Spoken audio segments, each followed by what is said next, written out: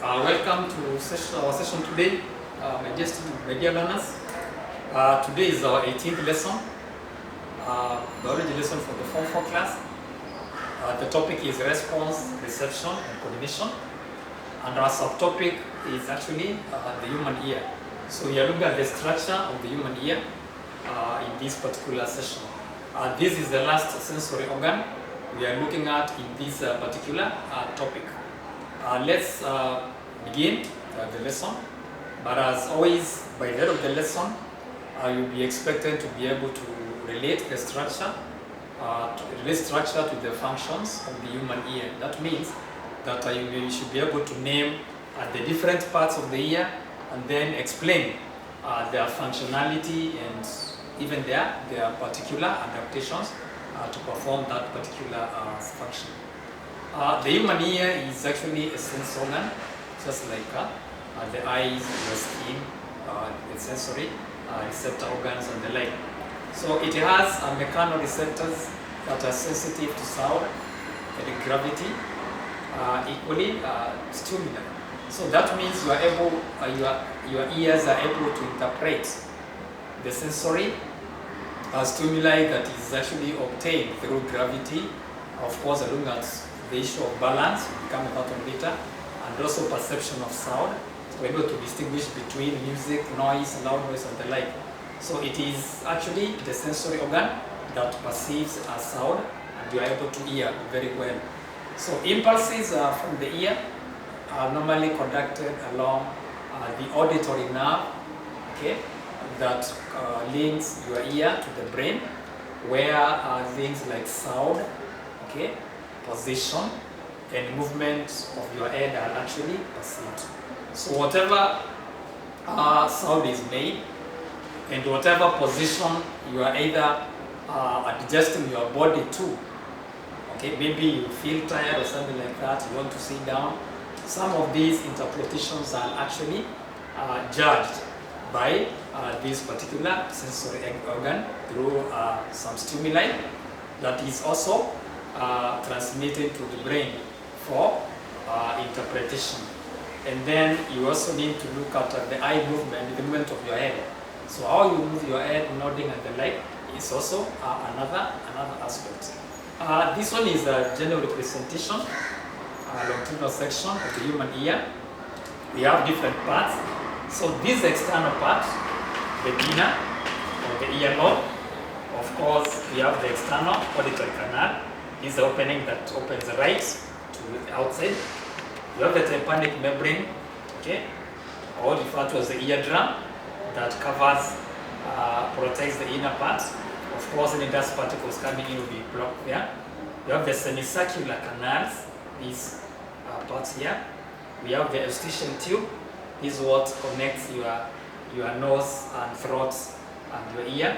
And then you have the cochlea, this purple part here. So we'll be looking at those particular parts one by one, looking at their structures and how they are related. So this other section is actually showing me the connection between your ear, your nose, and your mouth. So you can see sometimes when you have some issues with some infection in your nose, you're always advised to consult an ENT. That means an ear, nose, and throat specialist, because most of the infections that arise from your ear are likely also to develop through your nasal or whatever, nasal cavity, and sometimes also your throat. So those three parts are interlinked, and in the case of any infection, it is likely to spread among us those three parts of the body. Therefore, the main functions of the ear actually can be broadly divided into two.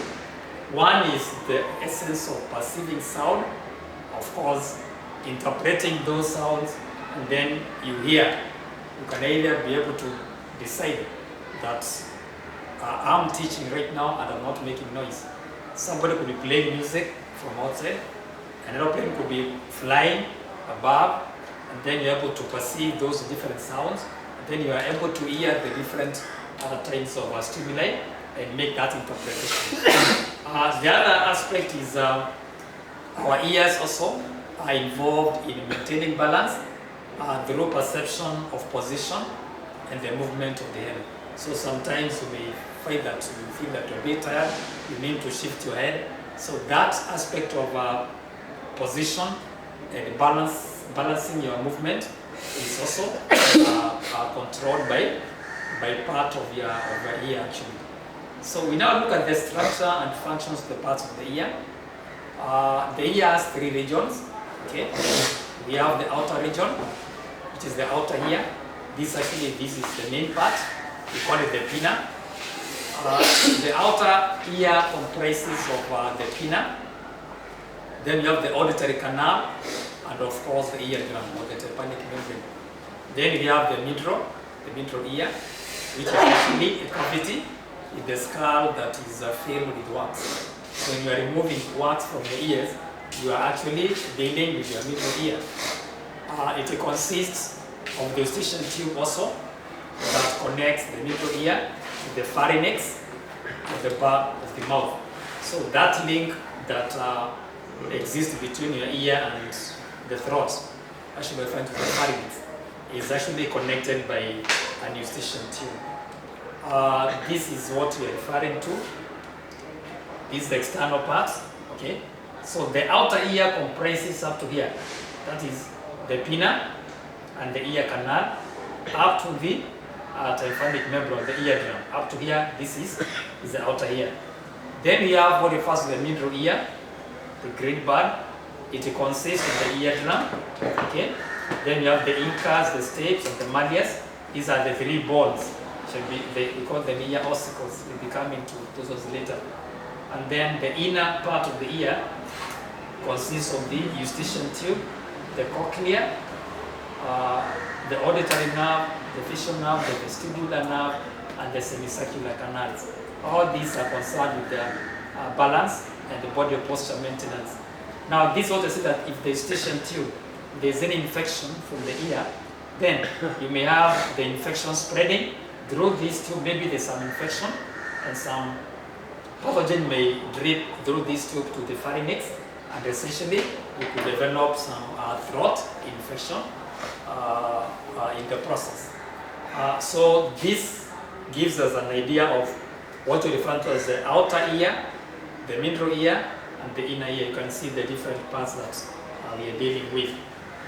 It also has 3 bones, the 3 tiny bones, which I actually mentioned. We call them the ear ossicles. Okay? They are named, we have the malleus, the incus, and the stapes.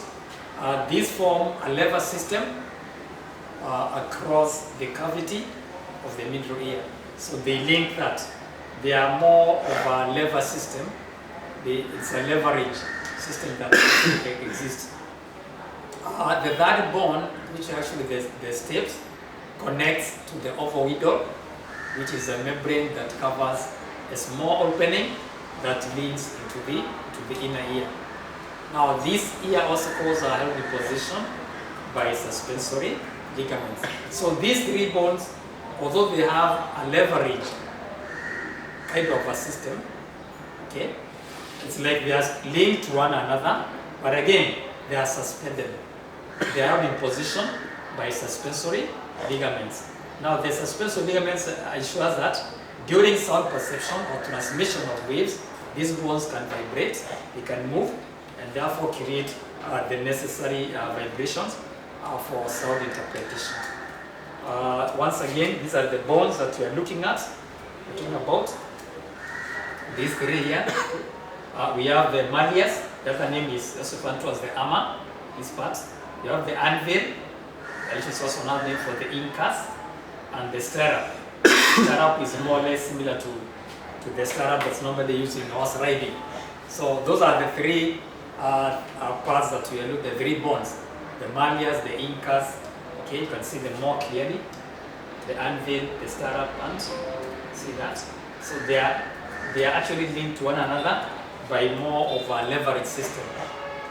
That system ensures that sound perception is actually at optimal, and then the vibrations can be interpreted internally.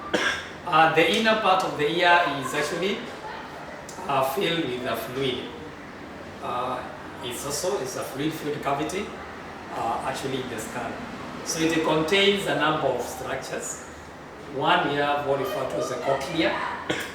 Now, a cochlea is a coiled tube measuring about 3 centimeters long that contains sensory cells that are sensitive to vibrations. So the the sensory cells that perceive sound are actually present in this coiled tube referred to as a cochlea. Then we have the semicircular canals. We call them the utriculars, the circulars, okay, which are concerned with the detection of body movements and the position of the body relative to gravity, and hence they control the body balance.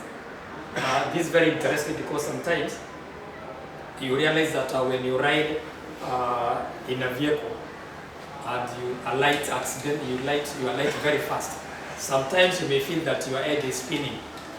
Now that means your body has not recovered that, essentially has not recovered its balance, simply because the fluid that is present in this particular, in these semicircular canals is still moving at a very high rate. So once the balance is retained, gravity can be acquired and you may be able to maintain your balance. The last part that we are looking at under the inner ear is a round window that covers a tiny opening between the inner and the middle ear. So a round window is a tiny opening, okay, that connects the inner and the middle ear. We take a break.